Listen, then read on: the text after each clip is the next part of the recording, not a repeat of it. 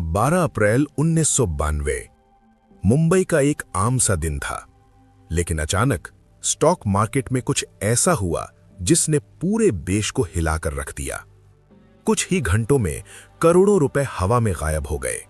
लोगों के फोन लगातार बज रहे थे, ब्रोकर्स के ऑफिस के बाहर भीड़ जमा हो गई थी और हर किसी के दिमाग में बस एक ही सवाल था, ये हुआ क्या है? लेकिन असली झटका तब लगा जब पता चला कि इस पूरे खेल के पीछे कोई छोटा मोटा खिलाड़ी नहीं, बल्कि एक ऐसा आदमी है जिसे लोग बिग बुल के नाम से जानते थे। एक ऐसा आदमी जिसने 5,000 रुपए से शुरुआत की और कुछ ही सालों में अरबों रुपए का खेल खेलने लगा। उसका नाम था हर्षद मेहता। हर्षद मेहता का जन्म 1954 में गुजरात में हुआ था। एक मिडिल क्लास परिवार, कोई खास बैकग्राउंड नहीं। मुंबई आने के बाद उन्होंने छोटी मोटी जॉब्स की, सीमेंट कंपनी में सेल्समैन, फिर ब्रोकरेज फर्म में क्लर्क। लेकिन यहीं से शुरू हुआ उनका असली सफर।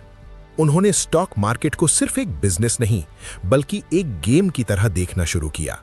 धीरे धीरे उन्होंने समझ लिया कि मार्केट में पैसा कमाने के लिए सिर्फ नॉलेज नहीं, सिस्टम को समझना जरूरी है। 90s के शुरुआती दौर में भारत का बैंकिंग सिस्टम आज जितना मजबूत नहीं था। बैंक एक दूसरे के साथ पैसे का लेन देन करते थे। रेडी फॉरवर्ड डील्स के जरिए ये एक तरह का शॉर्ट टर्म लोन होता था, जहां सरकारी सिक्योरिटीज को गिरवी रखकर पैसा दिया जाता था।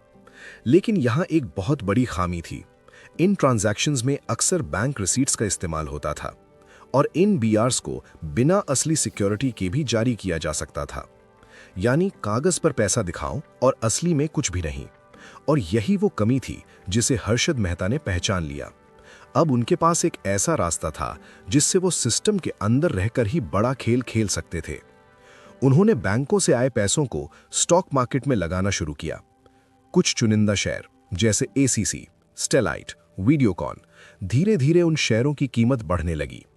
एसीसी का शेयर 200 रुपए से बढ़कर 9,000 रुपए तक पहुंच गया। लोग हैरान थे, ये कैसे हो रहा है? लेकिन आम निवेशकों को यह नहीं पता था कि यह असली ग्रोथ नहीं थी, बल्कि उधार के पैसों से बनाई गई एक कृत्रिम तेजी थी। अब हर्षद मेहता सिर्फ एक ट्रेडर नहीं रहे, वो बन चुके थे स्टॉक मार्केट के सबसे बड़े नाम। मीडिया उन्हें बिग बुल कहने लगी, उनकी लाइफस्टाइल चर्चा में रहने लगी। एक बड़ा पेंट हाउस, महंगी गाड़ियां और करोड़ों की डील्स। लोग उन्हें फॉलो करने लगे। अगर हर्षद मेहता कोई शेयर खरीदते तो हजारों लोग बिना सोचे समझे वही शेयर खरीद लेते। मार्केट में एक अजीब सा भरोसा बन गया था कि जो वो कर रहे हैं वही सही है। धीरे धीरे ये भरोसा एक खतरनाक रूप लेने लगा। लोग तेजी से पैसा लगाने लगे, बिना ये समझे कि पीछे क्या चल रहा है। शेयरों की कीमतें बढ़ती जा रही थीं, लेकिन उनकी असली वैल्यू उससे बहुत कम थी। पूरा सिस्टम उधार के पैसों पर खड़ा था और अगर ये पैसा वापस मांगा जाता तो सब कुछ गिर सकता था। इसी बीच एक पत्रकार ने कुछ अलग नोटिस किया। उनका नाम था सुचेता दलाल। उन्होंने देखा कि एक ब्रोकर अचानक इतनी बड़ी रकम कैसे संभाल रहा है। बैंकिंग सिस्टम में कुछ असामान्य ट्रांजैक्शन हो रहे थे। उन्होंने इस पर जांच शुरू की। धीरे धीरे सच सामने आने लगा। 1992 में एक रिपोर्ट सामने आई जिसमें बताया गया कि बैंकों के पैसे का गलत इस्तेमाल हो रहा है और इसमें हर्षद मेहता का नाम जुड़ा हुआ है। ये खबर जैसे ही बाहर आई, सब कुछ बदल गया। निवेशकों में डर फैल गया। लोगों ने अपने शेयर बेचने शुरू कर दिए। मार्केट तेजी से गिरने लगा।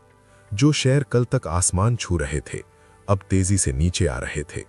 कुछ ही दिनों में करोड़ों रुपए डूब गए। लोगों की सालों की बचत खत्म हो गई।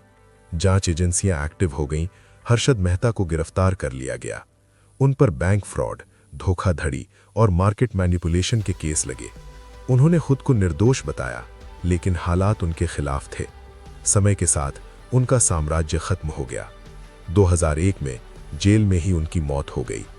ये कहानी सिर्फ एक इंसान की नहीं है। ये कहानी है लालच की, सिस्टम की कमजोरियों की और अंधे भरोसे की। आज भी जब मार्केट में अचानक तेजी आती है तो लोग इस कहानी को याद करते हैं, क्योंकि इतिहास खुद को दोहराता नहीं, लेकिन चेतावनी जरूर देता है। और सवाल आज भी वही है, क्या हम सीखेंगे या फिर वही गलती दोहराएंगे?